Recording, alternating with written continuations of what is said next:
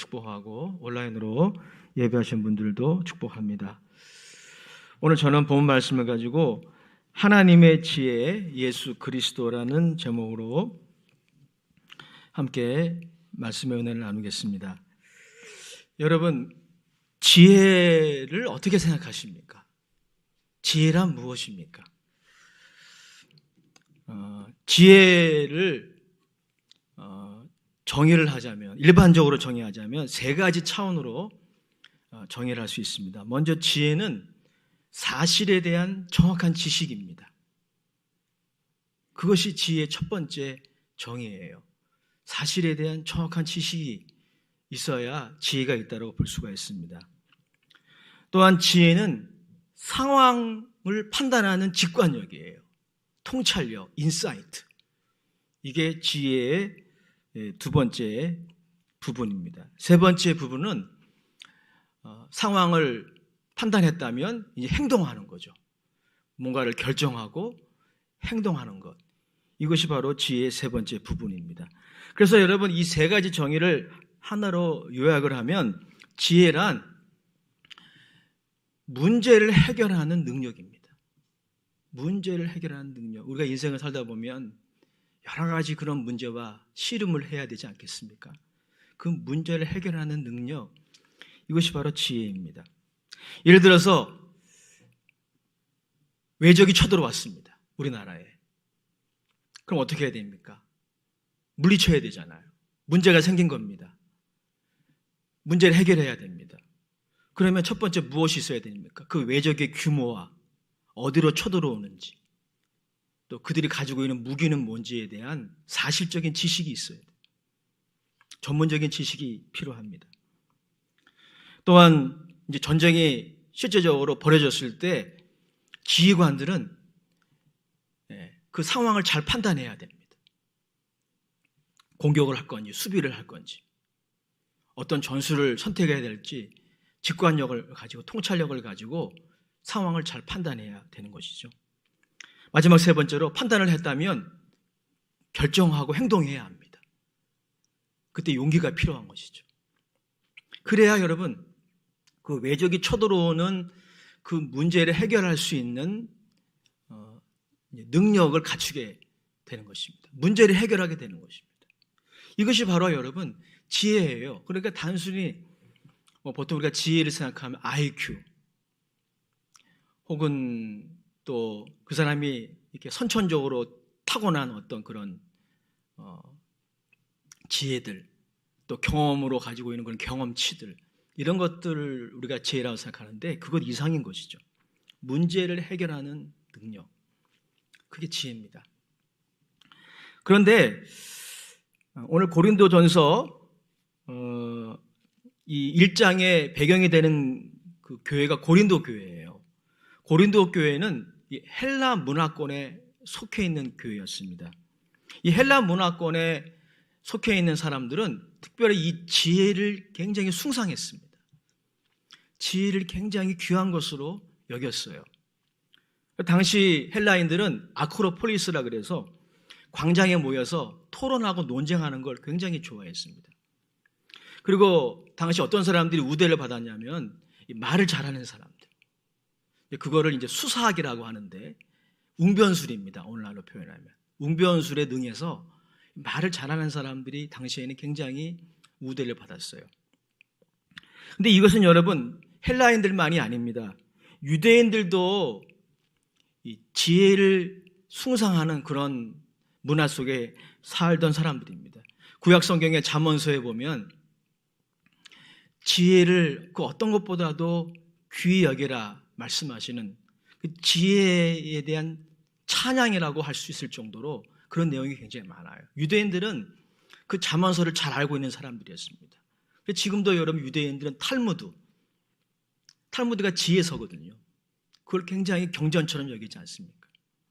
당시에도 마찬가지였습니다. 바로 고린도 교회 성도들이 그러한 그 헬라 문화권 그리고 유대의 전통에 익숙해 있었던 사람들이었습니다. 그러한 그들에게 오늘 사도 바울은 예수 그리스도가 하나님의 지혜다 말씀하고 계십니다. 그리고 예수 그리스도께서 십자가에 죽으신 것, 그게 복음의 핵심이잖아요. 그것이 하나님의 지혜다 말씀하고 있습니다. 그리고 하나님의 지혜와 세상의 지혜를 비교하고 있어요. 그리고 결론적으로 이 하나님의 지혜를 고린도 교회 성도들이 소유하고 그리고 그것을 얻을 것을 요청하고 있습니다. 먼저 여러분, 사도 바울은 두 가지 차원에서 하나님의 지혜와 세상의 지혜가 차이가 있다 말씀하고 있어요. 먼저 여러분 유념하셔야 될 사항이 있습니다. 사도 바울은 언뜻 보기에 세상의 지혜를 부정하는 것처럼 그렇게 보입니다. 그러나 그렇지 않아요. 세상의 지혜란 무엇입니까? 학교에서, 학원에서 우리가 습득하게 되는 전문적인 지식이에요. 사도 바울은 그런 세상의 지혜를 전면 부정하고 있지 않습니다. 그것이 필요 없다라고 가르치는 것도 아닙니다. 다만 세상의 지혜와 하나님의 지혜가 다르다라고 하는 것, 그것을 우리들에게 제시하고 있습니다. 어떻게 다를까요? 첫 번째, 세상의 지혜의 관점에서 보면 하나님의 지혜는 어리석어 보인다는 게 차이점입니다. 반면에 세상의 지혜는 뭔가 있어 보이고 대단해 보입니다.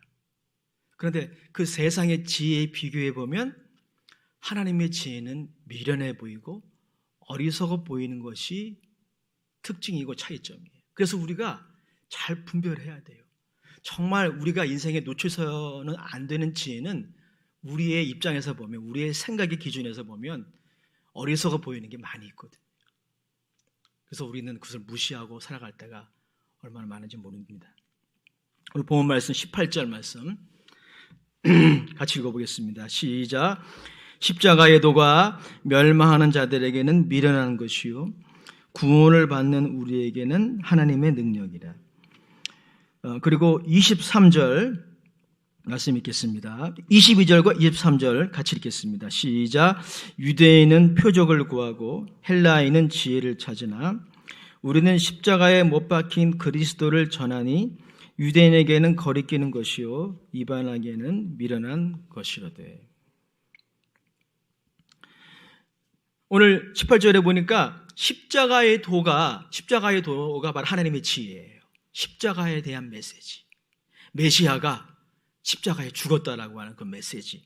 그 메시지가 하나님의 지혜임에도 불구하고 세상의 지혜의 관점에서 보면 미련하게 보인다는 거예요. 십자가의 도가 멸망하는 자들에게는 미련한 것이요 라고 말씀하고 있어요. 또한 23절에도 이렇게 말씀하고 있습니다. 우리는 십자가에 못 박힌 그리스도를 전하니, 이것이 하나님의 지혜거든요. 그런데 이 하나님의 지혜가 유대인에게는 거리끼는 것이고 이방인에게는 미련한 것이라는 것입니다. 먼저 여러분, 유대인들에게는 왜 거리끼는 것일까요? 유대인들의 입장에서 보면 메시아가 십자가에 죽었다 라고 하는 이 하나님의 지혜는 하나님의 지혜처럼 보이지 않았어. 정말 미련하고 어리석은 것처럼 보였습니다. 그래서 그들은 표적을 구한 거예요. 예수님이 메시아라면 표적을 좀 보여달라는 거죠. 그들의 관점에서 보면, 그래서 여러분, 우리가 가지고 있는 관점이 오류를 범할 수 있다는 것을 인정하는 것, 이게 지혜의 시작이에요. 근데 우리가 대체로 그러지 않아요. 특별히 나이를 먹어갈수록 내가 가지고 있는 고정관념이 오류를 범할 수 있다는 것을 인정하지 않아요. 유대인들의 입장에서 보면 메시아라면 말이죠, 구름을 타고 천둥 번개를 이 땅에 내리면서 이 땅에 강림해야 돼요. 예루살렘 성에, 아니면 예루살렘 성에 백마를 타고, 그 영화의 한 장면처럼 백마를 타고 입성을 해가지고 로마 시저 황제의 압제로부터 유대인들을 구출해내야 되는 거죠. 그게 유대인들이 바랬던 표적이에요. 그래서 오늘 성경에 보면 유대인은 표적을 구하고라고 말씀하고 있습니다. 이러한 유대인의 입장에서 보면 메시아가 십자가에 죽는다? 이것은 너무 어리석은 것입니다. 여러분, 메시아는 십자가에 죽으셨어요. 소크라테스는 독배를 마시고 죽었죠. 멋있기라도 해요, 그거는. 악법도 법이다 라고 말하면서 죽었다고 그래요. 근데 여러분, 십자가는 뭡니까? 저주의 형틀이에요. 수치스러운 것입니다. 저주를 받은 자들이 나무에 달린다라고 유대인들이 믿었어요.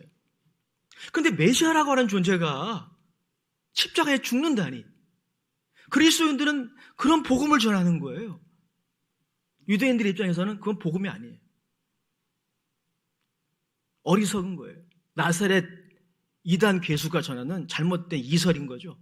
그래서 안 믿은 것이죠. 헬라인은 어떨까요? 헬라인에게도 이 하나님의 지혜는 미련하게 보였습니다. 헬라인들의 신 개념을 이해하면 왜 그들이 이 하나님의 지혜를 미련하게 생각할까를 우리가 알 수가 있습니다. 헬라인들의 신 개념은요, 헬라인들에 있어서 신은, 하나님이라는 존재는 초월적인 존재. 그래서 여러분, 알렉산더 대왕의 가정교사였던 아리스토텔레스라는 사람이 있어요. 철학자입니다. 그러니까 아리스토텔레스는 신을 부정하지는 않았어요. 근데 그에 따르면 신이라는 존재는 어떤 존재냐면 영어로 unmoved mover, 부동의 동자. 어려운 말이죠. 이게 무슨 말이야? 쉽게 설명드리면 자신은 움직이지 않지만 모든 만물을 움직이는 존재. 이게 신이라는 거예요. 그러니까 여러분, 아리스토텔레스의 신은 어떤 신입니까? 아무런 감정도 없어요. 초월적인 존재. 그래서 전 세계를 다스리는 그런 존재인 거죠. 근데 여러분, 이러한 신 개념에 비춰봤을 때 하나님의 지혜는 어떻게 말합니까? 그 메시아가 이 땅에 인간으로 오셨다는 거죠. 우리가 똑같은 인간으로 오셨고 우리와 함께 사셨고 그분은 우셨고 고통을 느끼셨고 아파하셨고 기쁠 때는 웃으셨고 그리고 십자가에 죽으셨다는 것이죠. 헬라인들에게 이건 말이 안 되는 거예요.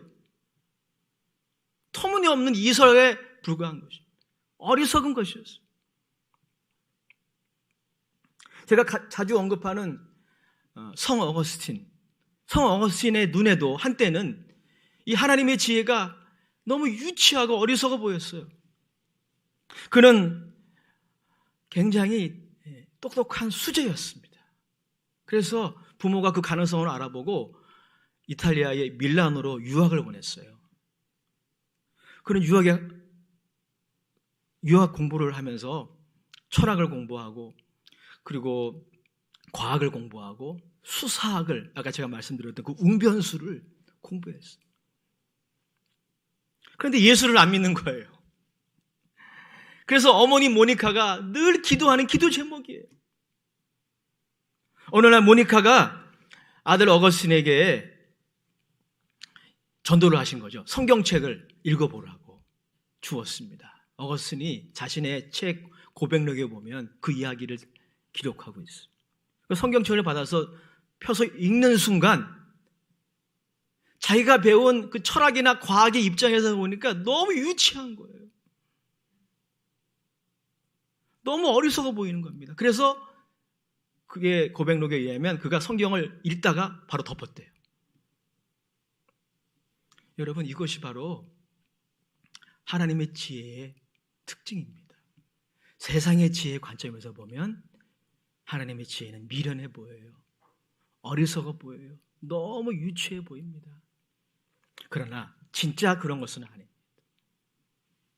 미국의 설교자 폴 워셔에 의하면 하나님의 지혜는 5살짜리 어린아이가 이해할 수 있을 만큼 단순하지만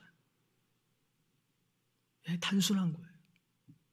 동시에 세계 최고의 석학도 다 이해하지 못할 정도로 심오한 것, 그것이 하나님의 지혜고 그게 복음이라고 하는 것입니다. 이것이 바로 하나님의 지혜와 세상의 지혜의 차이점이기 때문에 우리가 잘 분별해야 돼요. 내 관점, 내 생각에 보기에 어리석어 보이고 미련해 보인다고 해서 다 우리가 부정하면 안 됩니다. 두 번째, 여러분, 오늘 본문이 우리에게 제시하고 있는 하나님의 지혜와 세상의 지혜의 차이점이 무엇입니까? 하나님의 지혜는 세상의 지혜가 가지고 있지 않은 것을 가지고 있는 거예요. 아까 제가 서두 부분에 지혜를 뭐라고 그랬죠?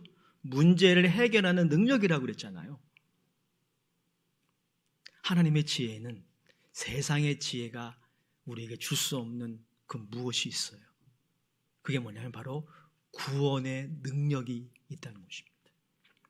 본문 말씀 18절 말씀 다시 한번 보겠습니다. 18절 시작.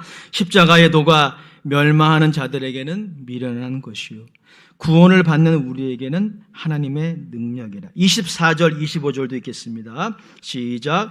오직 부르심을 받은 자들에게는 유대인이나 헬라인이나 그리스도는 하나님의 능력이요 하나님의 지혜니라. 하나님의 어리석음이 사람보다 지혜롭고 하나님의 약하심이 사람보다 강하니라. 제가 기침에 나와서 마스크 쓰겠습니다. 양해해 주세요. 여러분, 하나님의 지혜와 세상의 지혜의 차이점이 여기 나와 있습니다.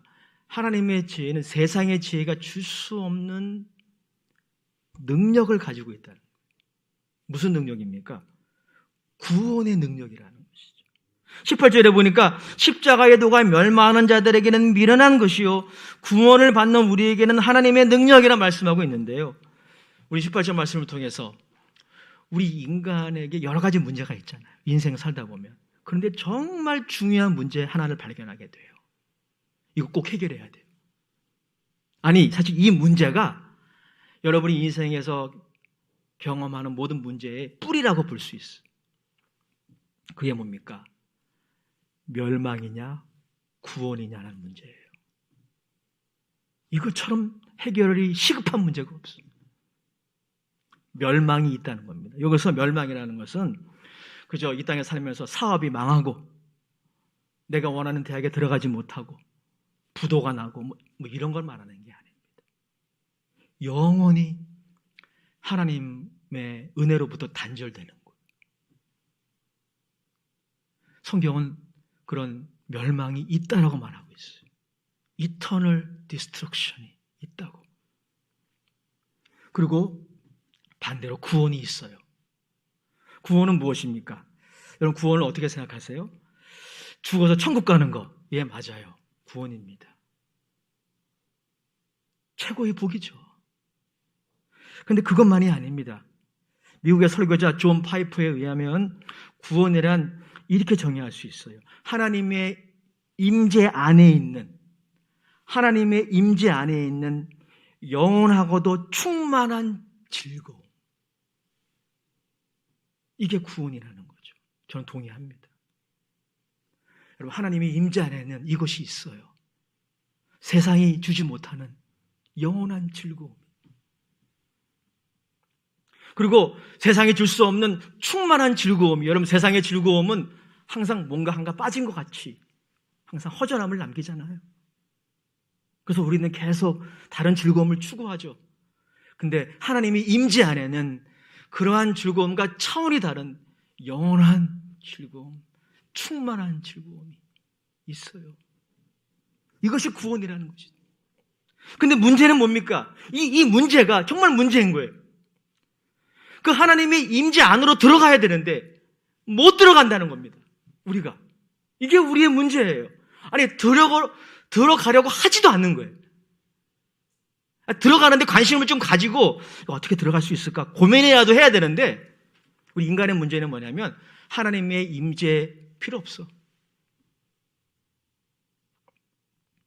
하나님의 임재 안에 들어가는 것에 대해서 철저히 무관심하고 무지해요. 아니, 설령 하나님이 임재 안으로 들어가는 것에 대해서 관심을 가져도 못 들어간다는 것이 우리의 실존적인 문제. 왜 못 들어갑니까? 죄의 문제 때문에. 죄가 그걸 가로막는 겁니다. 아담과 하와가 에덴 동산에서 쫓겨났을 때 하나님이 에덴 동산의 문을 막아버렸어요. 화양검을 가지고 있는 천사를 거기에 지키게 해가지고 다시 못 들어가게 했습니다. 그것처럼 죄로 말미암아 하나님을 떠난 인생의 가장 큰 문제는 다시 하나님의 임재 안으로 들어갈 수가 없다는 것입니다. 여러분, 이것이 바로 멸망이에요.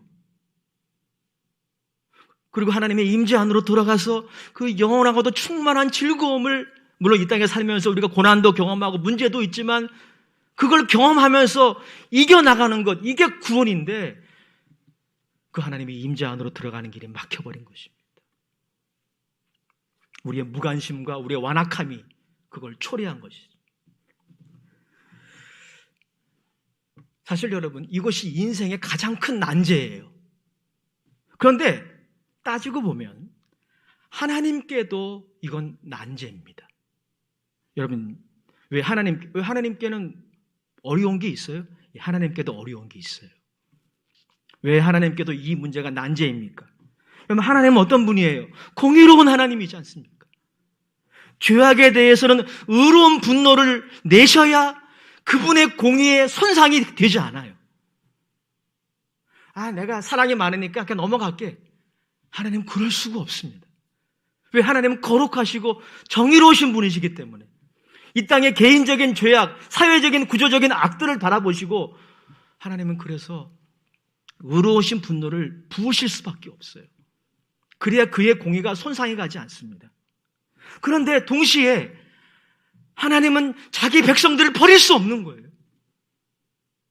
하나님의 형상과 모양으로 지은 하나님의 자녀들을 버릴 수 없는 겁니다. 영원한 멸망에 내버려둘 수 없는 것입니다.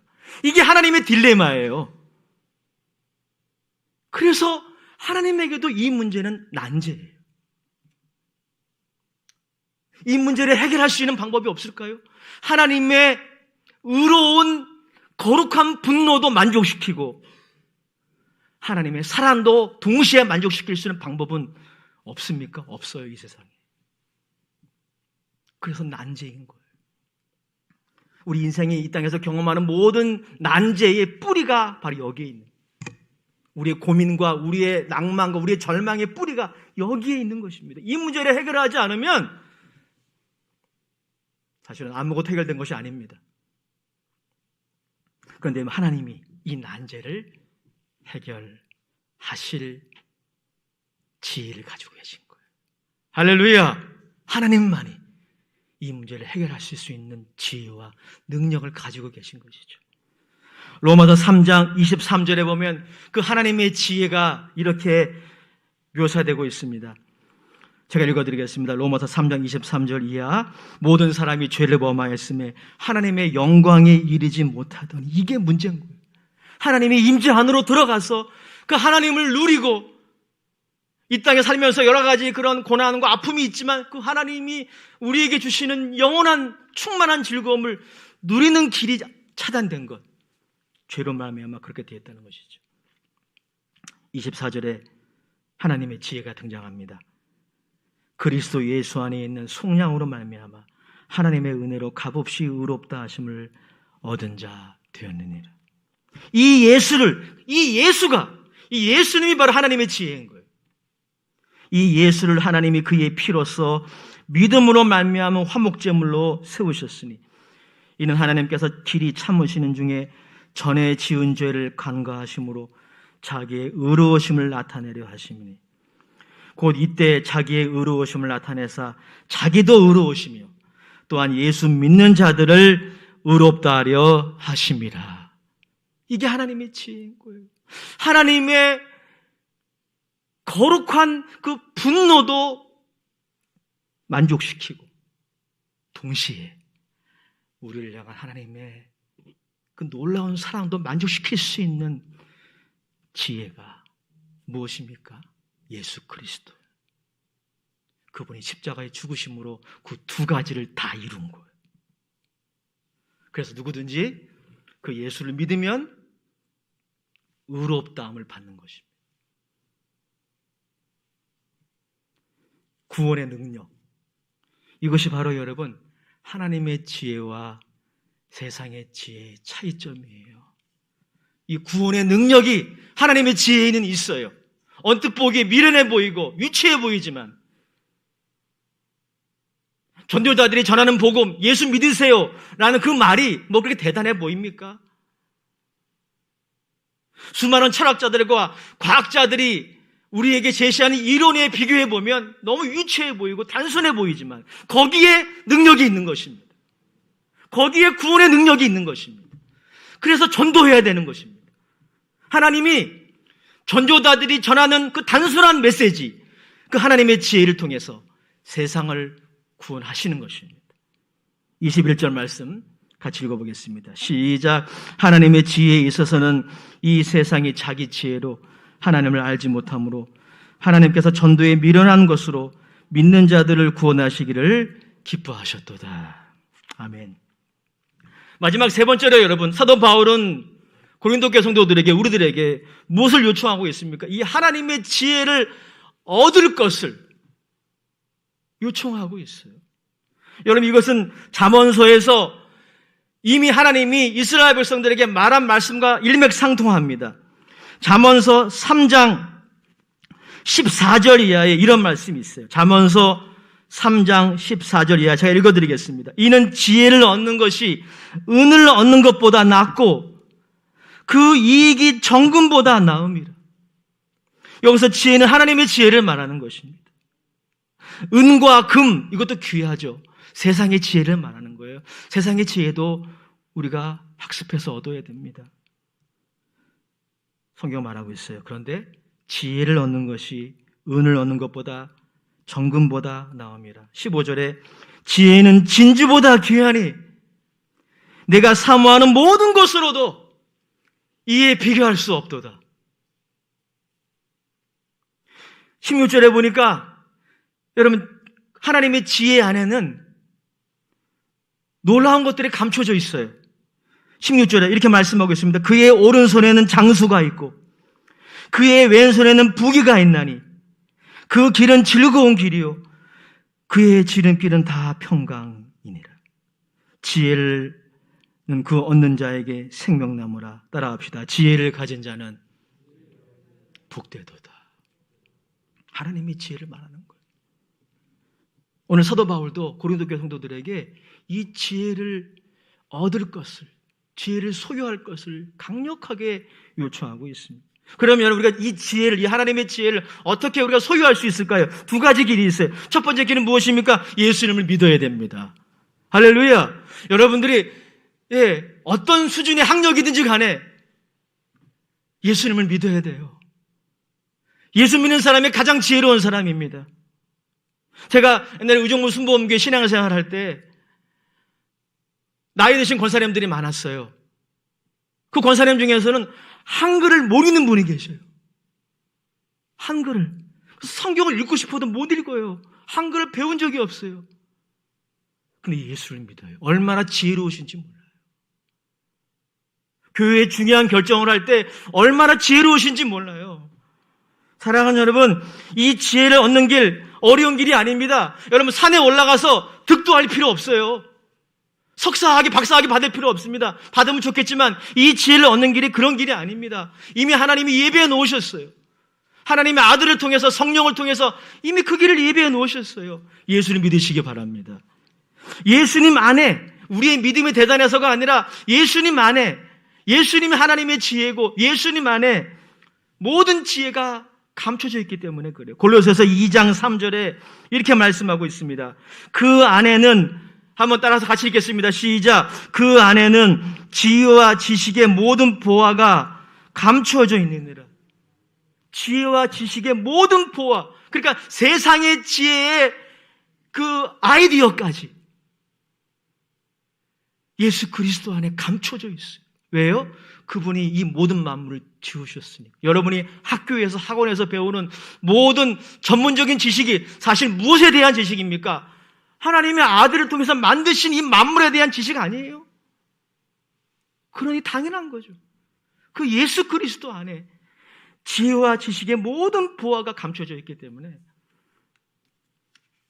지혜를 얻는 길은 예수를 믿는 것입니다. 또 한 가지의 길이 있어요. 이미 예수를 믿는다면 여러분 이 땅을 사는 동안에 이 하나님의 지혜를 세상의 지혜보다 더 귀히 여기십시오. 그리고 더 의지하세요. 오늘 고린도 교회의 사실 문제는 뭐냐면요, 이 문제 때문에 사도 바울이 이 편지를 쓴 거예요. 고린도 교회는 사도 바울이 세운 교회입니다. 그리고 고린도 교회는 고린도서의 증언에 의하면 굉장히 부흥했어요. 그래서 성령의 역사가 강력하게 나타나는 교회였어요. 오순절적인 교회였던 것 같아요.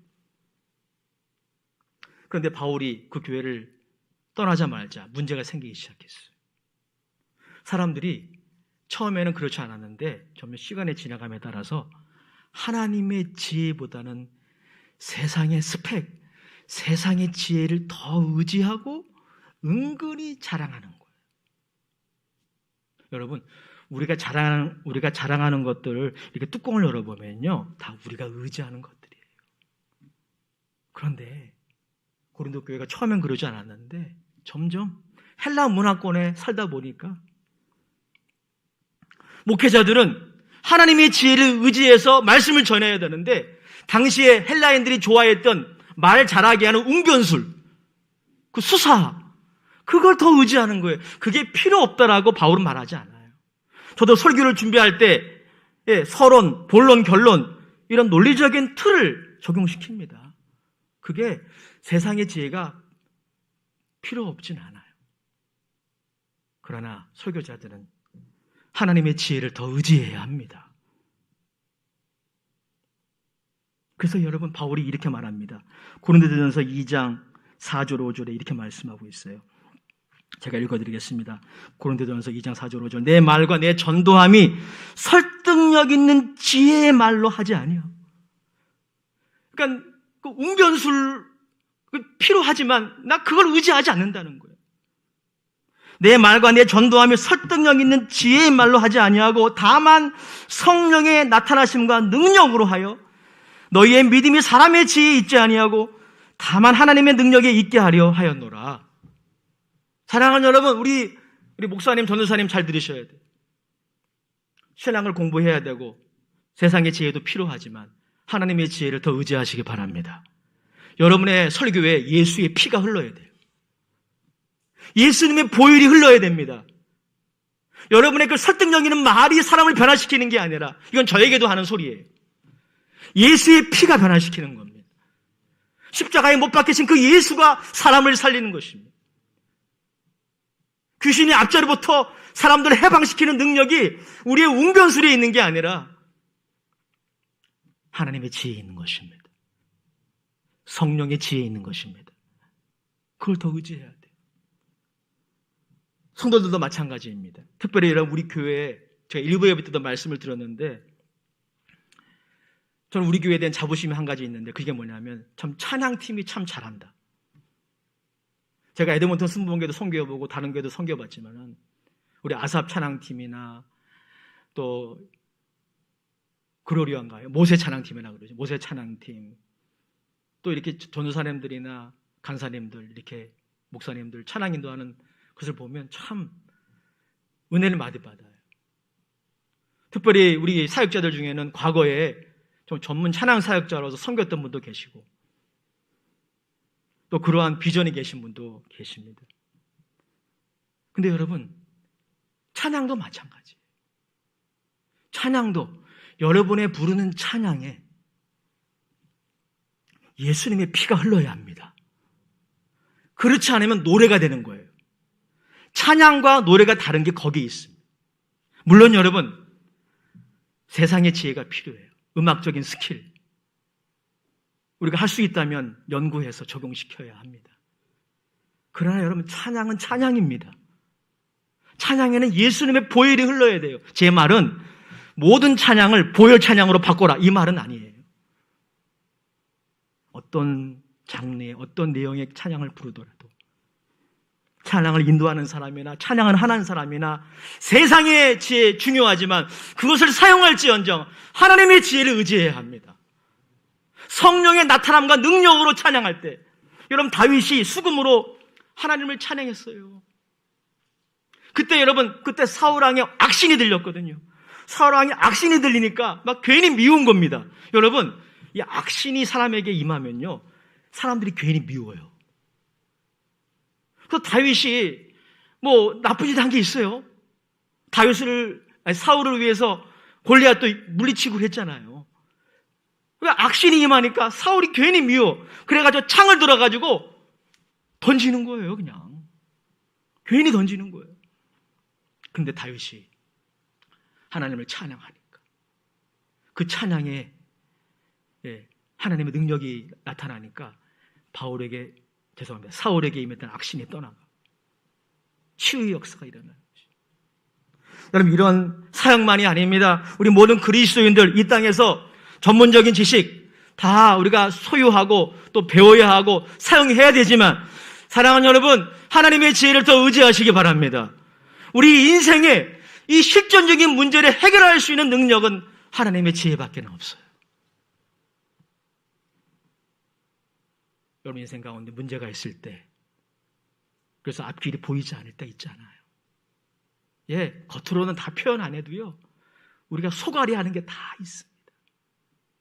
우리 인생이 좀 해결하기 힘든 그런 난제들이 우리에겐 다 있어요. 우리 그때 무엇을 더 의지해야 합니까? 여러분들이 하나님의 지혜는 도외시하고 세상의 지혜를 더 추구하고 그것만 의지한다면 그리스도인 아닙니다. 그리스도인이라면 세상의 지혜 사용하지만 하나님의 지혜를 더 의지해야 합니다. 그리고 하나님의 지혜가 부족하다고 느껴지거든 기도하십시오. 야고보서 1장 5절에 너무나 복된 약속이 성경에 제시되어 있습니다. 너희 중에 누구든지 지혜가 부족하거든 모든 사람에게 후히 주시고 꾸짖지 아니하시는 하나님께 구하라. 그리하면 주시리라. 하나님은 어떤 분입니까?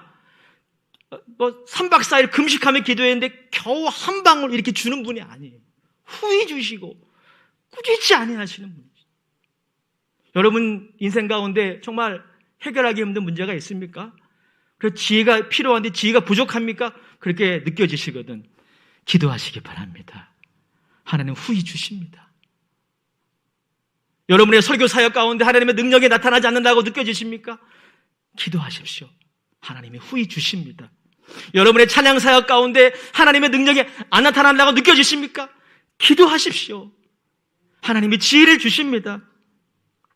사도 바울은 오늘 고린도 교회 성도들에게 세상 지혜 그거 중요하지만 그것보다 하나님의 지혜를 의지하고 하나님의 지혜를 구하라 말씀하고 있습니다. 하나님의 지혜를 더 자랑하고 의지할 것을 요청하고 있습니다. 결론입니다. 사랑하는 여러분, 우리 인생엔 지혜가 필요해요. 지혜는 IQ나 EQ가 아니라 그것 이상이에요. 문제를 해결하는 능력입니다. 특별히 세상의 지혜가 중요하지만 하나님의 지혜가 있어요. 예수 믿는 사람들에게 예수님은 하나님의 지혜가 되어주십니다.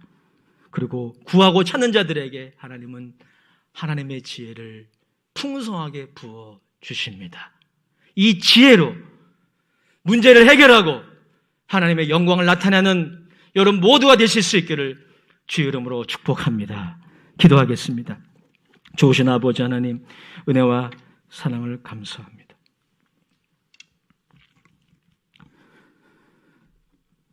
오늘 예배하는 모든 믿음의 권속들, 이 세상의 지혜도 있지만 하나님의 지혜를 더 의지하고 그리고 구함으로 그 하나님의 지혜와 그 구원의 능력으로 날마다 하나님의 임재 가운데 그 구원의 은혜를 경험하며 살아가게 하여 주시옵소서. 승리하며 살아가도록 축복해 주옵소서. 예수님의 이름으로 감사하며 기도드립니다. 아멘. 우리 찬송가 말씀을 생각하며 94장 새 찬송가